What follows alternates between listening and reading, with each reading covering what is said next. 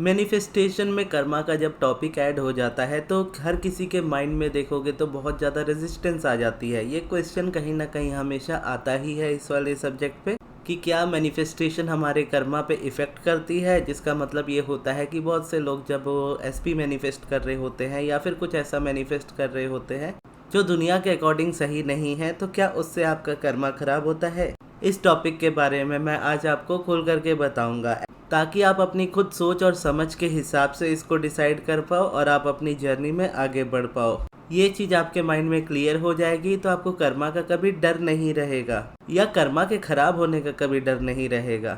Law of attraction या manifestation के हिसाब से अगर देखा जाए तो कर्मा एग्जिस्ट नहीं करता। अगर आप बिलीव करते हो कर्मा पे तो ठीक है, वो आपकी पर्सनल चॉइस है, लेकिन इसको मैं एक ओपन पर्सपेक्टिव से बता रहा हूँ तो इसके लिए आप इसको सुनिएगा ज़रूर।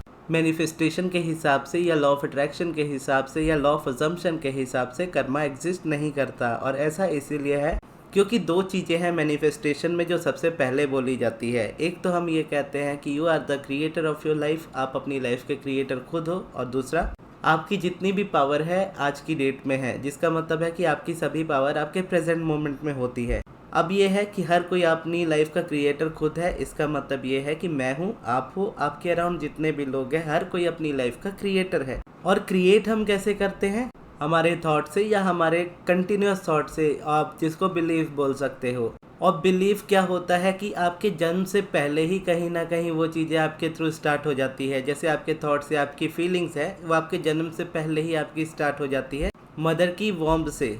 इसीलिए कहा जाता है कि जब आप प्रेगनेंसी के टाइम पे होते हो तो आपको अपनी एक्स्ट्रा केयर करनी होती है अपनी हेल्थ की, बेसिकली अपनी मेंटल हेल्थ की, क्योंकि उस समय आप जो भी सोचते हो या फील करते हो या जिस चीज़ को रिपीट करते हो कहीं ना कहीं वो आपके बेबी के सबकॉन्शियस बिलीफ्स में बैठ जाता है। और जब बच्चे का जन्म होता है उससे कई साल बाद भी अगर देखोगे तो मदर ही का रिप्रोग्रामिंग सबसे ज़्यादा होता है बच्चे का साथ।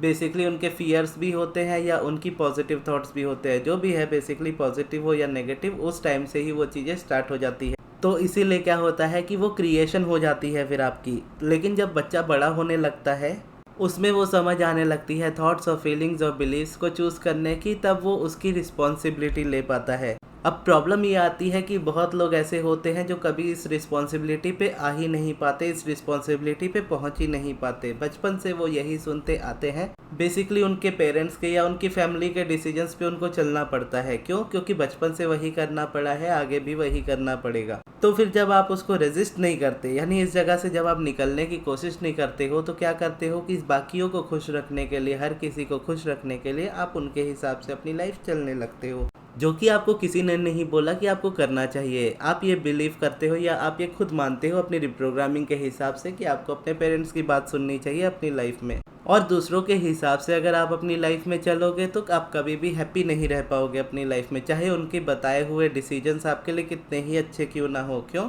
क्योंकि हर एक इंसान की अपनी ज़िंदगी होती है, हर एक इंसान की लाइफ की अपनी जर्नी होती है। इवन आप बोलोगे तो हर एक पर्पस, यानी हर एक लाइफ का एक पर्पस भी होता है। बेसिकली हर किसी का पर्पस हैप्पीनेस ही होता है, और वो चीज़ें जुड़ती हैं आपकी हैप्पीनेस में, आप समझ लो आपके डिज़ायर्स के थ्रू। तो जब आप अपनी डिज़ायर ना छोड़ करके किसी और की डिज़ायर पूरी करने लगते हो कि उनकी डिज़ायर है मेरी लाइफ में इस चीज़ की, तो जब आप ये चीज़ करने लगते हो तो रेजिस्टेंस आपकी लाइफ में एंटर करनी ही है। और ऐसे में आप जितना कोशिश कर लोगे आप कभी भी किसी को खुश नहीं रख पाओगे। इवन तो अगर आप कोशिश कर भी लो इस चीज़ को करने की कि घर वाले बोल रहे हैं या मेरा पार्टनर बोल रहा है मुझे ऐसा करना चाहिए या मुझे इस तरीके से अपनी लाइफ में रहना चाहिए, मुझ में ये प्रॉब्लम्स है तो मुझे ये चेंज कर लेनी चाहिए, तो उनके कहने पर अगर आप ये चीज़ करते भी हो तो आप में वो बदलाव कभी नहीं आएगा। और बदलाव तो आएगा नहीं, साथ ही साथ वो पर्सन भी कभी सेटिस्फाई नहीं होंगे। आप उनके लिए जितना भी कर लो उनको कम ही लगेगा। ये एक ह्यूमन नेचर होता है, इसमें कोई बुराई वाली कहने वाली या अच्छाई कहने वाली बात नहीं है। तो यही होता है कि फ्रीडम एट दी एंड आपके पास होती है। आपको चूज़ करना होता है कि हाँ, मेरी लाइफ में जो भी मैनिफेस्टेशन होगी मेरे थॉट्स और मतलब थॉट्स और फीलिंग्स या बिलीफ से होगी, जिसको रिपीटेड थॉट्स कहते हैं, उससे मैनिफेस्टेशन होगी। तो मेरी चॉइस है कि मैं अपने हिसाब के थॉट्स और फीलिंग्स रखूँ। क्यों?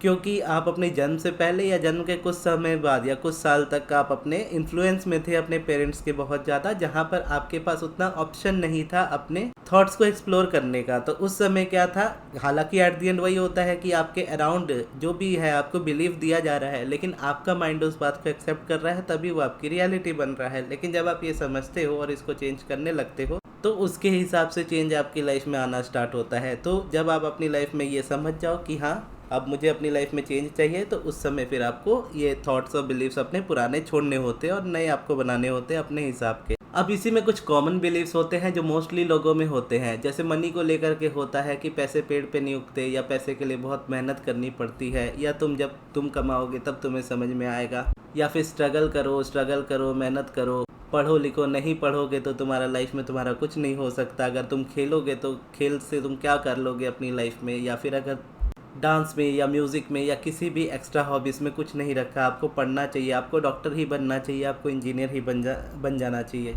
तो इस तरीके से कुछ कॉमन बिलीव्स होते हैं जो हर किसी की लाइफ में एंटर कर जाते हैं बचपन से। और ज़रूरी नहीं है कि सारे ख़राब ही हो, कुछ अच्छे भी होते हैं। जैसे मान लीजिए फूड को लेकर के है कि हमेशा घर का खाना प्रेफर करो, हमेशा घर का खाना खाओ, घर का खाना ज़्यादा हेल्दी होता है, टाइम पे खाना खाओ या टाइम पे सो जाओ, अपनी नींद पूरी करो, देर रात तक मत जागो। ये चीज़ें चलो एक बार को समझ में आती है, जहाँ पर एक पॉजिटिविटी के तौर पे ये चीज़ कही जा रही है, जिसको आप एक्सेप्ट करते हो तो आपकी लाइफ एक बेटर वे में चेंज होती है। इवन रिलेशनशिप्स को भी लेकर के देखोगे तो बहुत ज़्यादा डिफरेंट सिचुएशन होती है हर किसी की फैमिलीज़ की। अब क्या है कि रिलेशंस अगर देखो तो मोस्टली हमारे यहाँ पे अरेंज मैरिजेस होती है इंडिया में। तो ऐसे में क्या होता है कि हमारी जो रियलिटी रही है, हमने बचपन से ज़्यादातर अरेंज मैरिज होते हुए देखी है हर किसी की अपने अराउंड।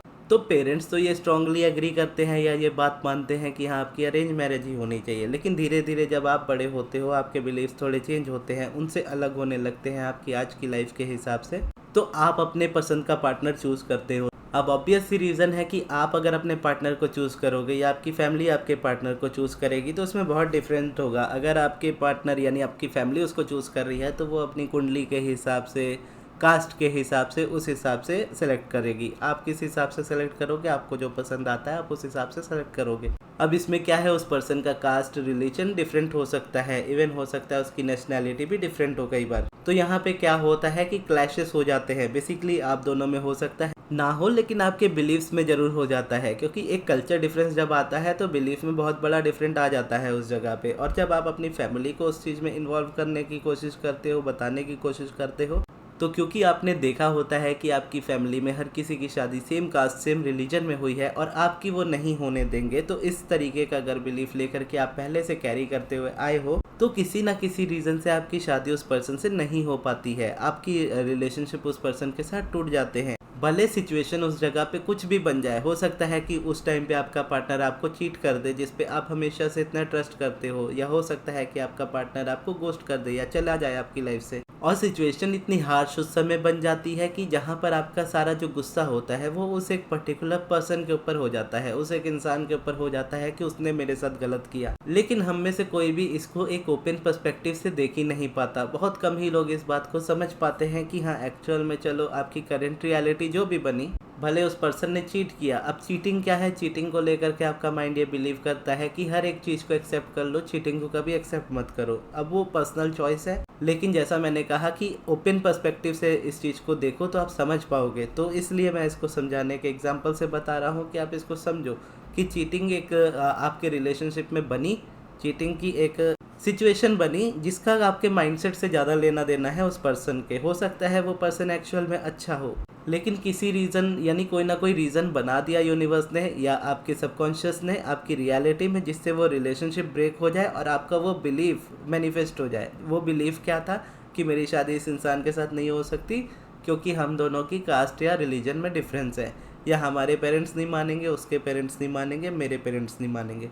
हो सकता है ऐसा भी हो जाए कि आपके पेरेंट्स ही ना माने या उसके पेरेंट्स ना माने, या हो सकता है कि किसी रीज़न से ही ब्रेकअप हो जाए। तो जब ब्रेकअप होता है इस जगह पे तो गुस्सा आपका किसके ऊपर निकलता है, सामने वाले पर्सन के ऊपर। आप ये नहीं देखते हो कि आप किस तरीके के बिलीव्स या थॉट्स को कैरी करते हुए आए हो, क्योंकि करंट रियलिटी या आपके अराउंड जो सोसाइटी है वो हमेशा उस चीज़ को उसी तरीके से ट्रीट करती है। इवन स्क्रिप्चर्स या रिलीजियस स्क्रिप्चर्स के भी हिसाब से देखोगे तो उसमें भी यही बातें कही जाती है। और मैं कभी भी किसी चीज़ को विदाउट क्वेश्चन के एक्सेप्ट नहीं करता। इवन चाहे वो बात कहीं भी कही गई हो, किसी ने भी कही हो, कितने भी पावरफुल किसी ने कही हो, मुझे कोई फ़र्क नहीं पड़ता, मैं उसको क्वेश्चन करूँगा। और ये भी समझना होता है कि क्वेश्चन आप करते किससे हो। हर किसी से क्वेश्चन नहीं किया जाता है, ये कंट्रोवर्सी इसको क्रिएट करता है। मतलब आप किसी स्पिरिचुअल गुरु से जा करके ऐसे क्वेश्चंस पूछोगे तो वो भड़क जाएंगे आपके ऊपर, या बेसिकली आप अपनी फैमिली से भी पूछोगे तो वो भी भड़क जाएंगे। और बहुत से कोचेस या मैनिफेस्टेशन कोचेस भी ऐसे होते हैं जिनको लॉ ऑफ अट्रैक्शन या मैनिफेस्टेशन की समझ ही नहीं है, लेकिन स्टिल वो काम करते हैं। चलो वो भी उनकी अपनी चॉइस है, लेकिन जब आप उनके पास जाते हो, अपने बिलीव्स रखते हो, तो आपको सामने से वो कर्मा का हिसाब देते हैं,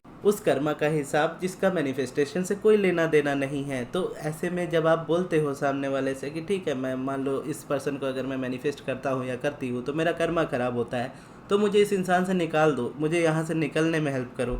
तो ऐसे में क्या है, वो ये भी नहीं कर पाएंगे, वो आपको सॉल्यूशन ही नहीं दे पाएंगे यहाँ पे। क्यों? क्योंकि डिज़ायर जो आपकी होती है वो आपकी पर्सनल है, यानी डिज़ायर देने वाला बेसिकली यूनिवर्स है, और यूनिवर्स का पर्पस होता है आपको कोई चीज़ देने का। जब यूनिवर्स ने कोई चीज़ दी है तो आप उसको टाल नहीं सकते। इवन अगर आप किसी के कहने पर ये मान लो कि हाँ चलो ये गलत है, मैं इस पर्सन को मैनिफेस्ट नहीं करूँगी, किसी और को कर लूँगी।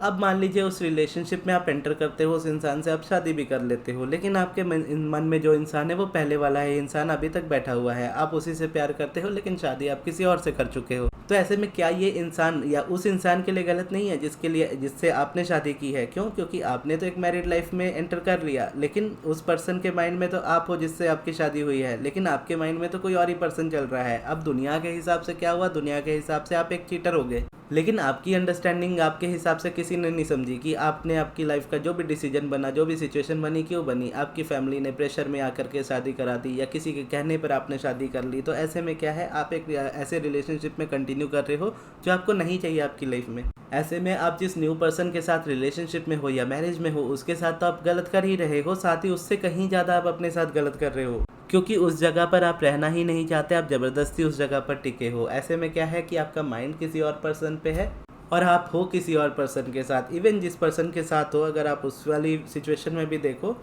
तो यहाँ पे ये भी बात आती है कि ये हाँ उस पर्सन ने जिसके साथ आप मैरिड हो, उसने भी ये सिचुएशन में क्रिएट किया है खुद को। ऐसा नहीं है कि इसमें आप ही की गलती है कि आपकी उससे शादी हो गई।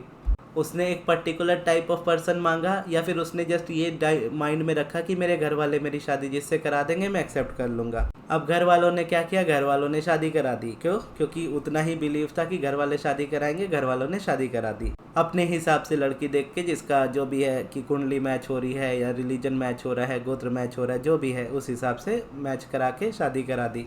तो एट दी एंड देखोगे कि हर किसी की मैनिफेस्टेशन ही होती है वो एक पर्टिकुलर सिचुएशन। आपको लगेगा कि आपके अकेले की है, आप गलत कर रहे हो, हर किसी के साथ आप अपने साथ गलत कर रहे हो, जो कि है भी कहीं ना कहीं। लेकिन अगर आप इसको एक ओपन पर्सपेक्टिव से ऐसे देखोगे तो आपको समझ लगेगा कि हर कोई पर्सन जो इस वाले सिचुएशन में इन्वॉल्व है, हर किसी का ये अपना क्रिएशन है। किसी ने ये जिम्मेदारी अपनी फैमिली को दी कि उसकी शादी करा दे और अपने हिसाब से करा दे, उन्होंने अपने हिसाब से करा दी। दूसरे के मन में ये डर था कि मेरे पार्टनर से मेरी शादी नहीं होगी, हमारे रिलीजन की वजह से मेरे घर वाले नहीं मानेंगे और अपनी मर्ज़ी से शादी करा देंगे और मुझे करनी ही पड़ेगी। एट दी एंड मैं ज़्यादा मना नहीं कर सकती, क्योंकि ऑब्वियसली ये भी डिवीज़न एक होता है कि मेल्स की प्रॉब्लम अलग है, फीमेल की प्रॉब्लम अलग है। शादी के मामले में देखोगे तो मेल फिर भी मना कर देते हैं, लेकिन फीमेल्स को एट दी एंड कैसे भी करके हाँ बोलना ही पड़ता है, क्योंकि फैमिली फिर उस चीज़ का प्रेशर बहुत ज़्यादा बना देती है।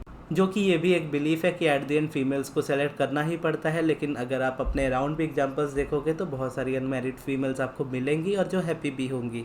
तो इस तरीके से आप समझ सकते हो कि हाँ, हर कोई अपनी लाइफ का क्रिएटर खुद होता है। क्यों? क्योंकि एट द एंड चॉइस आपके हाथ में होती है, आपको लड़ना पड़ता है उस जगह पर पीछे हटने के लिए। हमारी हिस्ट्री अगर देखोगे, इंडिया की ही अगर हिस्ट्री आप देखोगे तो हमारी हिस्ट्री में कोई भी चीज़ें शांति से नहीं हुई है, लड़ना पड़ा है बहुत सारी सिचुएशंस में, तब जाकर के एंड में वैसी सिचुएशन बनी है। तो लड़ने का मतलब ये नहीं है कि आप फिजिकल फाइट में इन्वॉल्व हो जाओ, जो कि पहले के हिसाब से चलता था, क्योंकि पहले वो सर्वाइव वाला ही मोड चलता था कि लोगों को जीना है। उनकी लाइफ इस तरीके की नहीं थी कि उनको स्कूल जाना है या कॉलेज जाना है या फिर पढ़ाई करने बाहर जाना है या फिर कहीं जॉब करने बाहर जाना है। मतलब एकदम पुरानी बात कर रहा हूँ, जैसे महाभारत के टाइम की हो सकती है या फिर राजा महाराजा वाले टाइम की हो सकती है, जहाँ पर बेसिकली सर्वाइवल इंस्टिंक्ट वाली चीज़ होती थी कि एक जो नेशन है या एक किंगडम है दूसरे किंगडम पे वो हमला करता है उसको कब्जाने के लिए। तो ऐसे टाइम पे इंसान क्या सोचेगा कि मेरा जीवित रहना ज़्यादा वो है, बेसिकली मुझे जीना है। वो चीज़ उनके लाइफ में रहती थी, तो वो उस हिसाब से अपनी लाइफ जीते थे।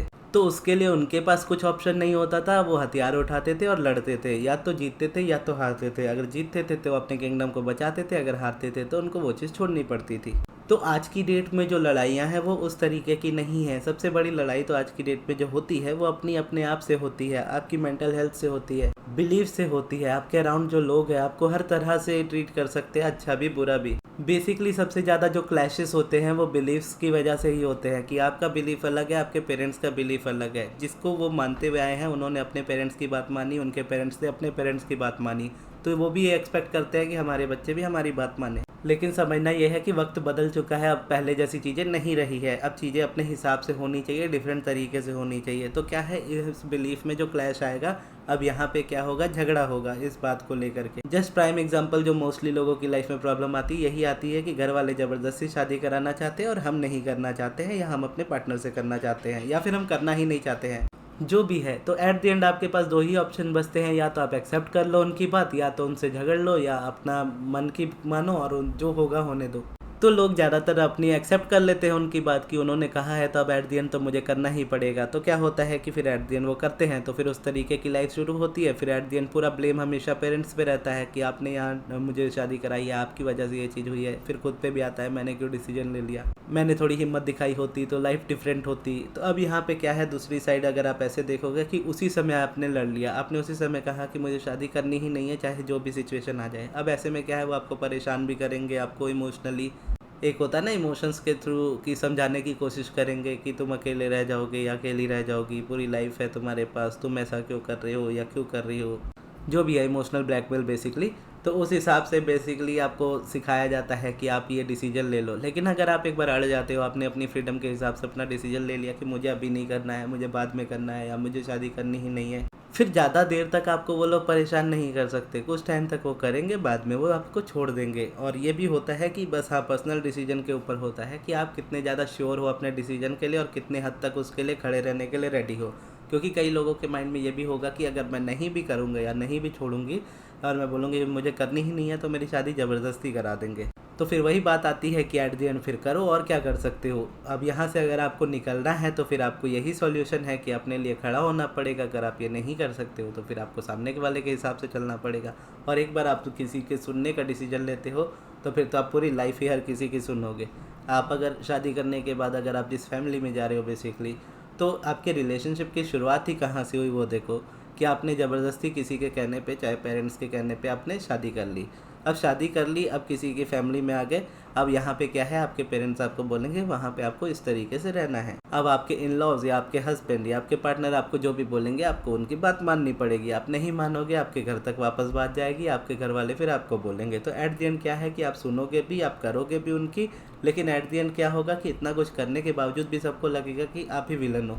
तो ये भी होता है कि अगर शुरू में नहीं लड़ोगे तो पूरी ज़िंदगी लड़ना पड़ जाता है। तो शुरू में अगर लड़ोगे तो धीरे धीरे चीज़ें बहुत आसान हो जाती है। और लड़ना, जैसे मैंने कहा, यहाँ पे लड़ने का मतलब फिजिकल फाइट नहीं है। लड़ने का मतलब है कि वही थॉट्स और बिलीफ जो आप करेंट रियलिटी में ले करके चल रहे हो, उन बिलीफ से लड़ना है, उसको चेंज कर लेना है, जो कि आपके हाथ में पूरी तरह से होता है। तो इस तरह से आप कह सकते हो कि हाँ, हर कोई अपनी लाइफ का क्रिएटर खुद है। और कर्मा यहाँ पे अगर आप देखोगे तो ये कर्मा से थोड़ा मैच करता है। लेकिन यहाँ पे डिफरेंस अगर आप यहाँ पे देखना चाहो कि ये कर्मा क्यों नहीं है, तो आप इसको ऐसे देख सकते हो कि कर्मा बताता है कि आपकी लाइफ में आपने जो चीज़ें की है उसका रिजल्ट आपको मिलना ही मिलना है, या उसका आपको भोगना ही पड़ेगा, आप उससे बच नहीं सकते। लेकिन यहाँ पे क्या है, आप क्रिएटर हो, आपने एक ऐसी लाइफ क्रिएट की है जो आपको नहीं पसंद आ रही है। अब आपके पास सॉल्यूशन है, आप इसको चेंज कर लो। ठीक वैसे ही जैसे आपने ये लाइफ क्रिएट की है, आप एक न्यू रियलिटी भी क्रिएट कर सकते हो अपनी प्रैक्टिस के थ्रू, अपने थॉट्स की को चेंज करने की प्रैक्टिस के थ्रू। जैसे अफर्मेशन है, सब्लिमिनल है, या फिर आपका पॉजिटिव एस्पेक्ट्स है, मेडिटेशन है, स्क्रिप्टिंग है, जो भी प्रोसेसेस आप इस्तेमाल करते हो उसके हिसाब से आप अपनी न्यू रियलिटी क्रिएट कर सकते हो। बस जो रियलिटी आप क्रिएट करने जाओगे उसके बीच में जो चीज़ आएगी वो आपके पुराने बिलीव्स आएंगे, और वो पुराने बिलीव्स जो नेगेटिव है बेसिकली वही आपकी लाइफ की रेजिस्टेंस है। और यहाँ पे अलाइनमेंट क्या है, अलाइनमेंट वो थॉट्स है या फिर वो बिलीव्स है जो आप एक्चुअल में अपनी लाइफ में रखना चाहते हो, जो अच्छे हैं आपके लिए। जैसे अगर आप चाहते हो कि मेरी शादी उस इंसान से हो, तो आपका ये बिलीफ होना चाहिए कि मेरी उससे हो जाएगी। अगर रीज़न्स है माइंड में कि इस रीज़न की वजह से नहीं होगी, उस रीज़न की वजह से नहीं होगी, इतनी सारी प्रॉब्लम्स आएगी, तो वो रेजिस्टेंस है। वो प्रॉब्लम से आपका ध्यान हट करके इस बात पे आना चाहिए कि ये चीज़ हो जाएगी। तो मैनिफेस्टेशन का सारा खेल ही इस चीज़ पे आता है कि आप मैनिफेस्ट करते ही नहीं हो, आप सिर्फ अपने थॉट्स को चेंज करते हो और आपके थॉट्स के हिसाब से आपकी मैनिफेस्टेशन हो जाती है। पहले आपका ध्यान जाता है रीजंस की तरफ, तो रीज़न बनते हैं उस घर के टूटने के, और अनवांटेड मैनिफेस्टेशन होने के। तो रीज़न अगर आप ख़त्म हो जा कर देते हो तो आपकी मैनिफेस्टेशन होती है आपकी लाइफ में। तो ये था पहला पॉइंट। और दूसरा पॉइंट ये था कि पावर इज़ इन प्रेजेंट, यानी आपकी जितनी पावर है वो आज आपके प्रेजेंट मोमेंट में है। पास्ट में आपने क्या किया, पास्ट में आपने क्या सोचा, करंट रियलिटी में आज आपने क्या मैनिफेस्ट कर लिया, ये कुछ भी इम्पोर्टेंट नहीं है, क्योंकि करंट रियलिटी जो हो गई है इसका मतलब है कि वो अभी भी पास्ट बन चुकी है। यानी आप उसके एंड तक आ गए, आपने उस चीज़ को फिनिश कर दिया। कोई पॉजिटिव चीज़ थी या कोई नेगेटिव चीज़ थी, एट द एंड वो आ गई करंट रियलिटी में, वो चीज़ खत्म हो गई। लेकिन डेली बेसिस पे वही चीज़ अगर आपको दिख रही है तो इसका मतलब ये है कि वो चीज़ आपके माइंड में एग्जिस्ट करती है, आपके माइंड में वो थॉट या बिलीफ एग्जिस्ट करता है। इसीलिए सेम तरह की चीज़ें पैटर्न्स के थ्रू आपकी लाइफ में रिपीट हो रही है। जैसे पैटर्न्स के हिसाब से एग्जांपल समझो तो ऐसे होता है कि आप एक तरह का रिलेशनशिप हमेशा अट्रैक्ट करते हो अपनी लाइफ में जहाँ पे आपको चीट किया जाता है, या फिर आपको हमेशा किसी के सामने झुकना पड़ता है, या आपकी बात नहीं सुनी जाती है, या आपको हर कोई परेशान करता है, या आप ऐसी जॉब्स में अट्रैक्ट होते हो जहाँ पे आपको सैलरी नहीं दी जाती है, या आप कहीं भी जाओ आपको रिस्पेक्टफुली ट्रीटमेंट नहीं मिलती है। जो भी है बेसिकली पैटर्न्स के थ्रू जो चीज़ रिपीट होती है कि एक ही चीज़ बार बार बार बार बार बार अलग अलग सिचुएशन में होते रहेगी, वो बेसिकली पैटर्न होता है। तो वो पैटर्न बेसिकली जो आपकी करंट रियलिटी में दिख रहा है वो आपके माइंड में एग्जिस्ट करता है। तो आप क्या करते हो, आप करंट रियलिटी में झगड़ते हो उस पर्सन से, या उससे दूर जाने की कोशिश करते हो, या परेशान होते हो, तो इससे कुछ नहीं होता। चेंज जो भी लाना होता है वो आपको माइंड में ही लाना होता है एट द एंड। तो ये भी समझना है कि जो थॉट्स आपके होते हैं वो आपकी इधर पास्ट से होंगे, या प्रेजेंट से होंगे, या फ्यूचर से होंगे। यानी जब भी आप कुछ भी सोच रहे हो, या तो वो सोच आप पुरानी रख रहे हो कि आपकी लाइफ में कुछ हुआ आप उसके बारे में सोच रहे हो, चाहे अच्छा या बुरा। करंट रियलिटी में कुछ देख रहे हो, आप अपनी लाइफ में कुछ ऑब्जर्व कर रहे हो, अच्छा या बुरा, वहाँ से आपके थॉट आते हैं। फ्यूचर के बारे में सोच रहे हो, या तो आपके फ्यूचर में पॉजिटिव बिलीफ है कि मेरा फ्यूचर अच्छा होगा, या तो आपको फ्यूचर को लेकर डर है।